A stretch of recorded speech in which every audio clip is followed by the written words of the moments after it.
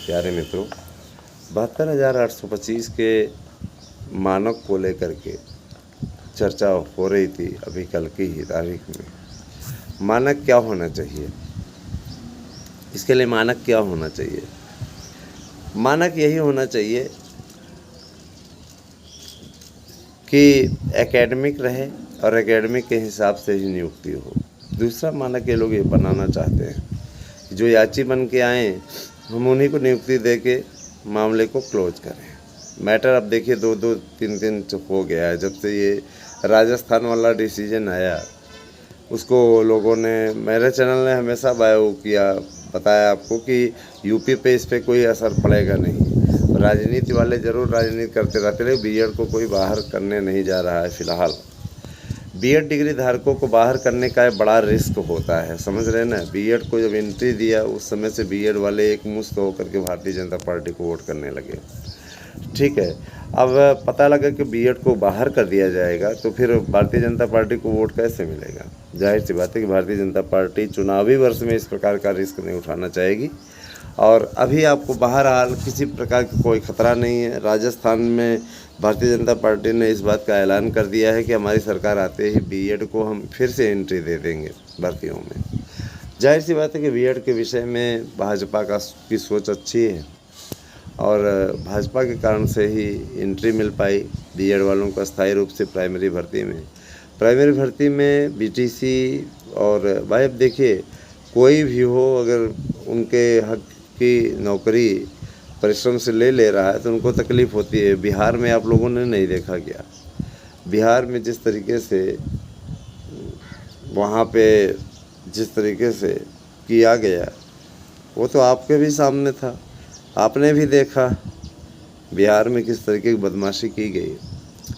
Farm निकला हुआ था, बहुत शोरगुल किए, प्रदर्शन किए, ये है वो है, ऐसे है वैसे है। और बाहरियों को फार्म ना भरने दिया जाए, माने उनके लिए देश का नागरिक बाहरी है। तो फिर भी मुख्यमंत्री ने वहाँ पर इस बात को वापस नहीं लिया। इसके लिए कहीं न कहीं नीतीश कुमार बधाई के पात्र हैं। लेकिन मानक ऐसा बनाया कि पता लगा हमने दे भी दिया और मिला भी नहीं किसी को। जब आपको ऐसी भर्ती करानी थी तो उसके पहले आपको परीक्षा का भी आयोजन करना चाहिए था जिसमें पास आउट होते जो लोग, बाहर ही भी दे देते उस पर पेपर, तब जा कर के उस भर्ती का कोई मतलब रहता है। इस भर्ती में पद ही नहीं भरेंगे। कारण ये कि ऐसा मानक निकाल दो, हाथ तो आया मुँह ना लगा वाली स्थिति हो जाए। मित्रों, आप लोगों को मैं बताना चाहता हूँ कि 72,825 पे याची बनाना आपके लिए लाभदायक रहेगा। तो याची बनने पे हम आपको नोट्स भी निःशुल्क उपलब्ध करा रहे हैं।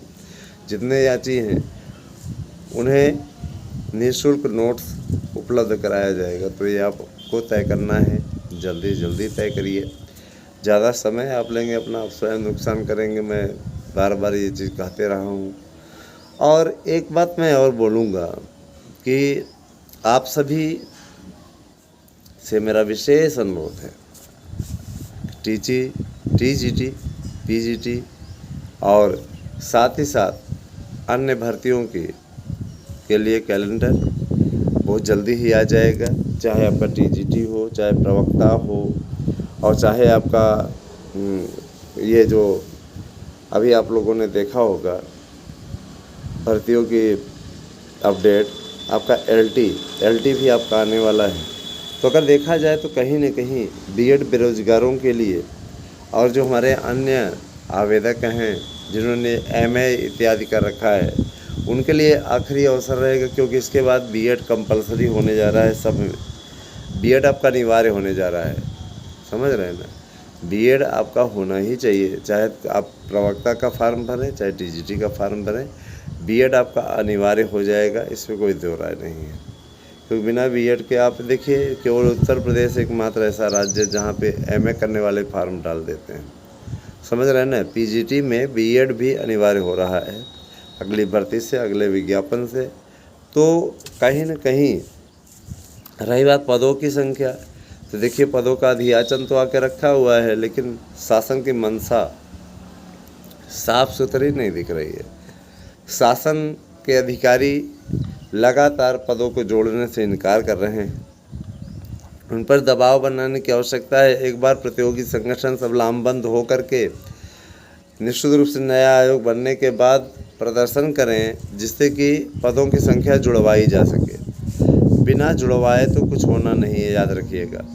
पदों की संख्या नहीं जुड़ी तो कंपटीशन और बढ़ जाएगा, क्योंकि इधर प्राइमरी की नई भर्ती आने की उम्मीद समाप्त हो गई है। प्राइमरी की नई भर्ती आने की उम्मीद पूरी तरीके से समाप्त होती दिख रही है, क्योंकि अभी इस मैटर पर सुनवाई भी हाई कोर्ट में है ना। तो ये चीज़ मैं स्पष्ट कर देना चाहता हूँ कि बहुत ही बड़ी समस्या है। रही बात बाहर करने की, बीएड को कोई बाहर नहीं कर सकता है, आप अच्छी तरीके से जान सकते हैं, क्योंकि योग्यता निर्धारित करने की शक्ति संसद द्वारा एनसीटीई को दी गई है, तो बाहर करने का यही अधिकार सिर्फ उसका है। कोर्ट उसको किसी को बाहर अंदर नहीं कर सकती है, क्योंकि मानक बनाने का अधिकार उसको संसद द्वारा शक्ति मिली हुई है। जाहिर सी बात है कि योग्यता एनसीटीई ही निर्धारित करेगी, समझ रहे हैं ना। और उसके लिए अब ये कह दीजिए कि सर्वोच्च न्यायालय निर्धारित करेगा, तो ऐसा नहीं हो सकता है। वो तय करेगा हमें कौन से शिक्षक रखने हैं। हर चीज़ सर्वोच्च न्यायालय नहीं तय करता है, ठीक है। तो जाहिर सी बात है कि उसी मानक का पालन होगा। और जाहिर सी बात है कि देखिए, लगातार हमारे यूट्यूब चैनल द्वारा आप लोगों को ये सूचना भेजी जा रही है।